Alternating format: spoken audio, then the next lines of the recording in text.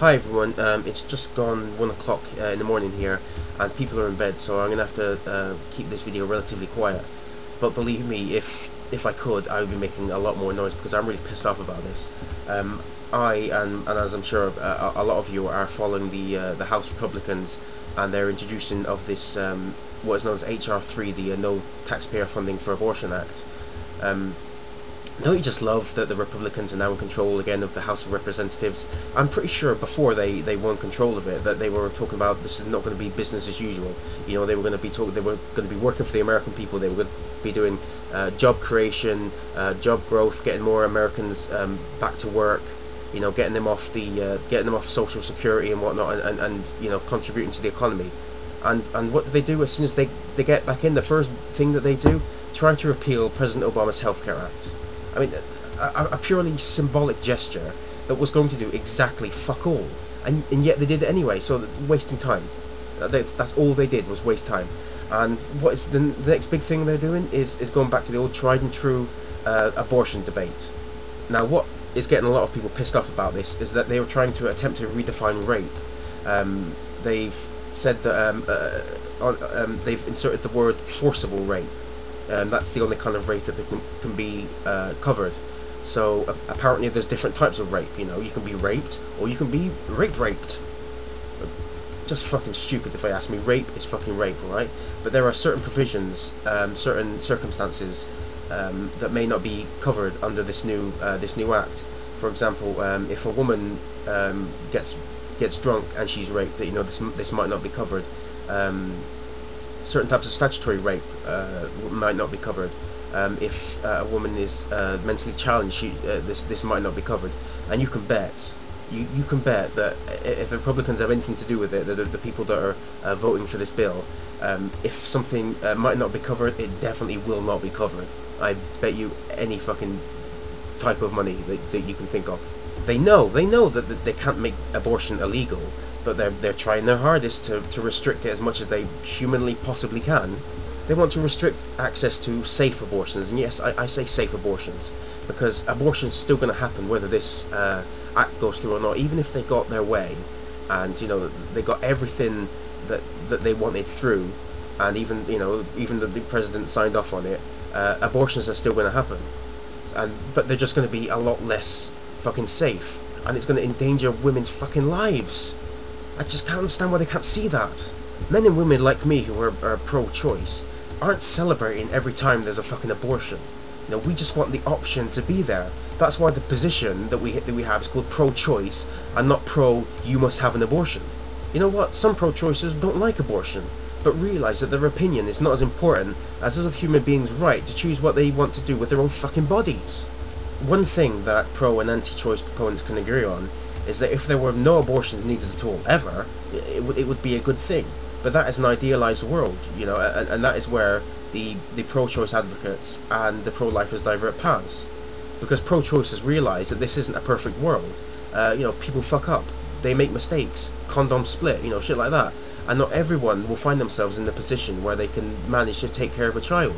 And so, should someone, you know, find themselves in that position, they should be given the choice, a quite responsible choice as well. Actually, if you're, you know, pregnant, and you know that the woman is thinking further into the future and thinking, you know, I will not be able to take care of this baby if it comes to term. I think that's quite responsible and quite mature of them. You know, I just think that the rights of a woman as a person override the rights of a fetus who could potentially be a person. And this is something that these morons don't seem to get, is that restricting abortion is not going to get rid of it. It never will. Abortion is never going to go away, no matter how much you hate it, no matter how much you restrict women's rights to have a medically safe abortion. It's not going to get rid of it. You're putting women's lives at risk. These self-righteous pricks piss me off, smugly going about introducing this without even thinking for a second about how this is going to affect women in the real world.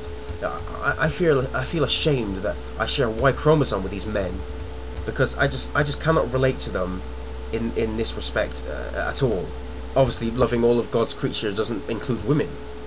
Having freedom and then having it taken away does not sit well with the population. You think that would be simple enough to understand, but not for these anti-women troglodytes. How these people can call themselves Republican is a complete fucking joke. They're small government and less regulation when it comes to their big business pals on Wall Street. But when it comes to what consenting adults do in their bedrooms, it's add this bill, pass this amendment. We need more rules. Government knows best. Well, I have to say there is a big difference between conservatives and the Republicans who seem to be running the show now, where they have to appeal to the ultra right wing of their base in order to get anywhere. It's kind of like a one-upsmanship on who could be more ultra right wing. I could easily have a debate or a dialogue at least with a conservative, someone who is small government, pro national defence, strong national defence, less rules and regulations, big proponent of the free market. I could actually sit down and have a conversation with these people, and we could respectfully disagree, but we could try and see each other's positions. But these religious right-wing nutjobs are just so ingrained in their own positions that they are not going to budge at all, and they're giving conservatives a bad name. There doesn't seem to be any such person as a moderate conservative anymore, or if there are, they never get voted in. They seem to have been hijacked by this evangelical wing who seem completely okay with trying to enforce their own religious bigoted practices on other people, even when they might not show those same fucking beliefs. You know what? If you don't like abortion, that's fine. Don't fucking bring it on the rest of the people and make it mandatory so that we have to follow the same kind of bullshit that you follow. You may not be trying to convert people, but you're trying to force women into carrying to term fetuses that they do not want, just because your fucking holy book says that abortion is a sin. If you don't like it, don't have a fucking abortion. Let other people have the goddamn choice.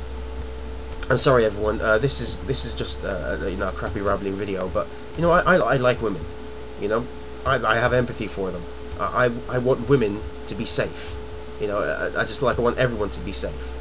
And when dickheads like these guys introduce this kind of bullshit and try to make it American law, it riles me up. And I know I'm not the only person who it pisses off, because I've seen a lot of videos with people really angry at this kind of legislation. I'm going to link in the low bar a user called Divinity 33372. She makes a lot of videos about feminist issues, and she's done some really good videos recently on this topic, on these acts, and her videos are really worth checking out. So if you're not subscribed to her, go and check out her videos if you want to know more about this. I'll leave a couple of links in the low bar anyway, so you can check them out for yourself. But honestly, I just don't understand these people at all. I don't. Anyway, I better leave it there. Cheerio, everyone.